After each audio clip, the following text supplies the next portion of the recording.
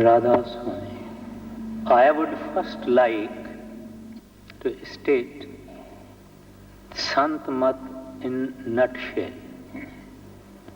The first fundamental is that there is God who has created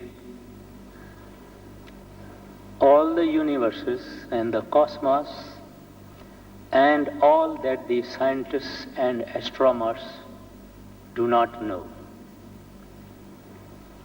Number two, all men in their lives try to avoid pain and misery and seek pleasure and happiness. But unfortunately, nobody enjoys permanent peace and happiness. This happiness and eternal peace can only be had when the soul meets the Lord.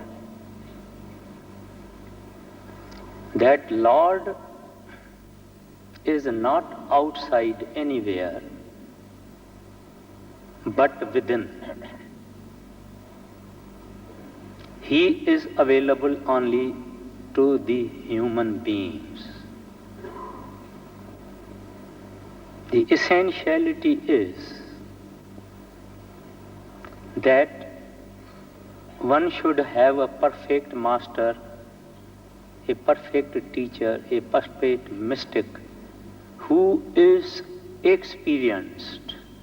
When a seeker goes to him, he should request him and beg of him for Naam.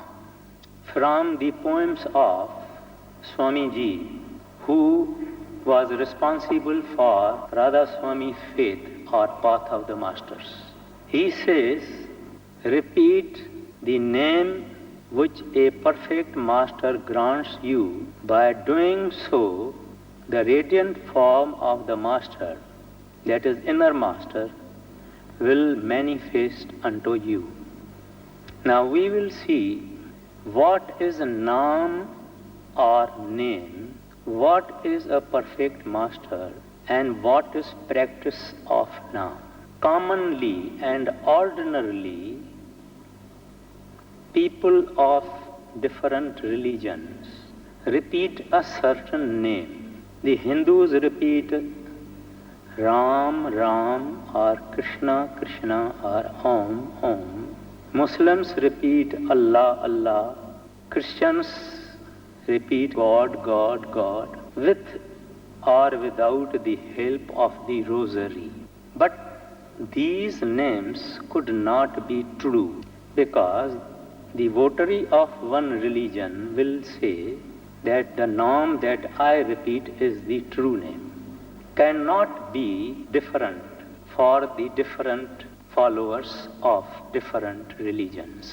The true name has to be one and same for all, because our God is one. We are all His children. Our constitution, physical constitution, is same, and therefore the Lord's true name should be the same. It is audible. It is vibrant. Within every human being, that divine melody, which Pythagoras called the music of spheres, which Lord Jesus Christ called the Word, the Holy Ghost, the Logos, and so on. That power is audible and is vibrating within all humans all the 24 hours. We might ask, then why are we not able to hear? Maulana Room the famous mystic saint of Persia, says, you are not able to hear that Lord's voice because your ears are filled up with the wax of sins. So that is the cause. And that power has light. These are two important principles, the light and sound. That power has sound, the divine melody, and that power has light, as St. John says. Such a master will never advise you to take to any rituals or ceremonies or pilgrimages. He will not change your religion. Their religion is norm, and their religion is truth, and their religion is God. Such a master will earn his own livelihood. He will not beg or accept any donation. He is the giver. He never takes, he gives. He behaves and looks like an ordinary man.